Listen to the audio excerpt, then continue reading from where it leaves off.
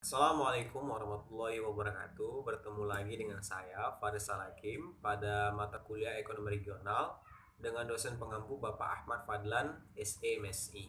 Nah, pada kesempatan kali ini saya akan membuat sebuah video terkait dengan materi ujian akhir semester yang diujikan oleh Bapak Ahmad Fadlan dengan materi yaitu jelaskan rencana step by step, rencana apa yang akan saya perbuat untuk memberikan manfaat kepada daerah tempat tinggal saya.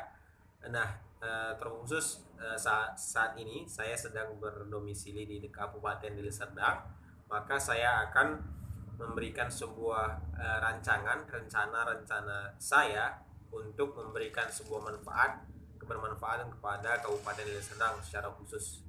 Nah, dalam menyusun sebuah rencana maupun strategi khusus itu pastinya perlu membutuhkan bagaimana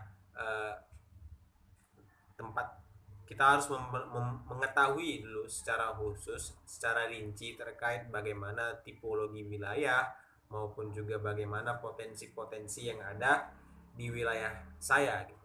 Nah, terkhusus di wilayah saya itu di wilayah Deli Serdang. Nah, di dalam menyusun rencana itu saya sudah mencari informasi, saya sudah mengetahui bagaimana tipologi wilayah yang ada di Kabupaten Deli Serdang dan juga bagaimana potensi-potensi utama dan juga potensi yang besar yang ada di Kabupaten Deli Serdang. Nah, menurut data yang saya kutip dari Dinas Badan Pendapatan Daerah Kabupaten Deli Serdang, setidaknya ada banyak eh, potensi dan juga tipologi wilayah yang terbagi yang di yang dikembangkan lagi menjadi sebuah potensi utama dalam memajukan bagaimana situasi perekonomian daerah yang ada di suatu wilayah maupun yang ada di Deli Serdang.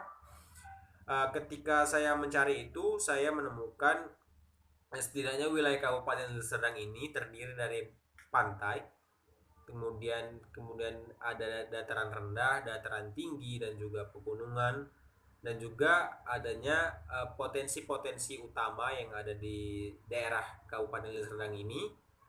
Potensi-potensinya itu ada berbagai macam gitu. Potensi utama yang saya ambil dari Badan Pendapatan Daerah itu yang paling besar yang didapatkan dinas daerah Kabupaten Serdang itu yang pertama dari pertanian, sektor pertanian, kemudian juga pangan, kemudian juga perkebunan.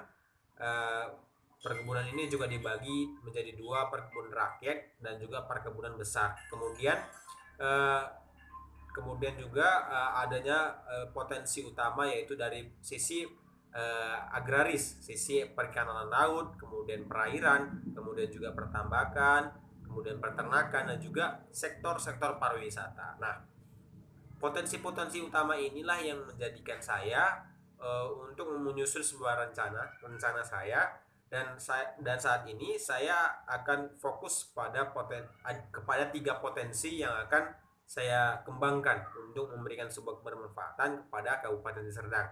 Nah, potensi yang saya tinjau secara khusus yang pertama yaitu sektor pertanian, kemudian juga bagaimana sektor eh, pariwisata, kemudian juga sektor perkebunan.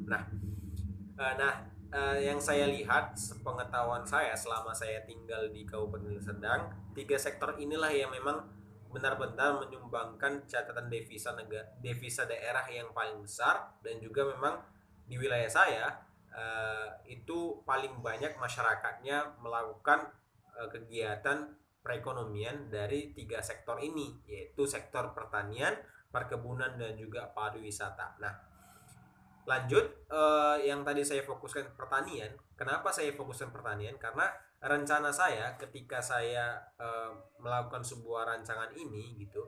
Rencana awal itu yang pertama tadi menentukan bagaimana tipologi wilayah, bagaimana keadaan, bagaimana situasi yang ada di lapangan, bagaimana situasi pertanian di Kabupaten Sedang ini sebetulnya masih banyak yang harus diperbaiki, seperti harusnya dikembangkan lagi bagaimana irigasi yang ada di pertanian itu termasuk bagaimana fasilitasnya. Fasilitas itu harus dikembangkan, kemudian juga penentuan dari pelatihan-pelatihan kepada masyarakat secara khusus untuk meningkatkan lagi bagaimana lapangan pekerjaan dan juga bagaimana sektor kesejahteraan masyarakat itu lebih terbangun gitu. Kemudian sisi fasilitas, kemudian sisi bagaimana pelatihan dan juga pengembangan, dan juga bagaimana sektor pelestariannya di dalam pengelolaannya tersebut gitu. Jadi ketika pertanian itu sudah dikelola dengan baik, maka harus dikembangkan juga dengan bagaimana sektor pelestariannya dengan cara melakukan tidak terlalu mengeksploitasi tanah ataupun pertanian itu secara terus-menerus dengan menanam satu jenis tanaman gitu. Bisa diseling-selingi dengan tanaman-tanaman lain. Itu sektor pertanian. Kemudian sektor perkebunan juga seperti itu. Di sini juga terdapat bagaimana perkebunan sawit, perkebunan karet, dan juga perkebunan salak dan lain sebagainya. Itu semua terangkum di Kabupaten Sedang ini. Kemudian di sektor bagaimana sektor pariwisata. Nah, pariwisata ini sebetulnya masih bisa sangat dikembangkan dan juga masih sangat bisa dieksploitasi karena di Kabupaten Sedang ini terdapat banyak sektor-sektor pariwisata yang harusnya dapat dikembangkan dengan baik. Adanya air terjun yang banyak di Kabupaten Sedang, terkhusus di Kecamatan STM Hulu dan juga lain sebagainya. Kemudian adanya danau Linting, kemudian adanya dataran tinggi yang ada di Sibolangit dan lain sebagainya, Bukit Gundaling dan lain sebagainya. Itu semua bisa dikembangkan dan juga dieksploitasi seperti yang saya katakan tadi. Bagaimana kita harus mengetahui tipologi wilayah tersebut gitu. Bagaimana fasilitasnya, kemudian pengembangan, bagaimana pengelolaannya dan lain sebagainya. Itu semua harus diperhatikan sejalan dengan bagaimana apa yang kita inginkan gitu. Ketika kita inginkan sektor pariwisata ini bangkit, maka pertama yang harus dilakukan itu perbaikan fasilitas.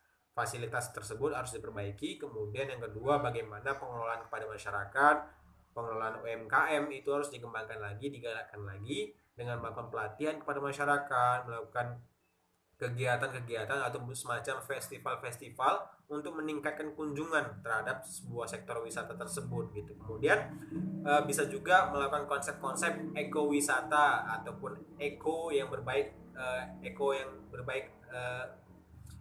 yang melibatkan pelestarian lingkungan, dan itu semua bisa dilakukan sebetulnya untuk meningkatkan kembali bagaimana cadangan devisa yang ada di Kabupaten Deli Serdang ini. Mungkin hanya itu video yang dapat saya buat pada kesempatan kali ini.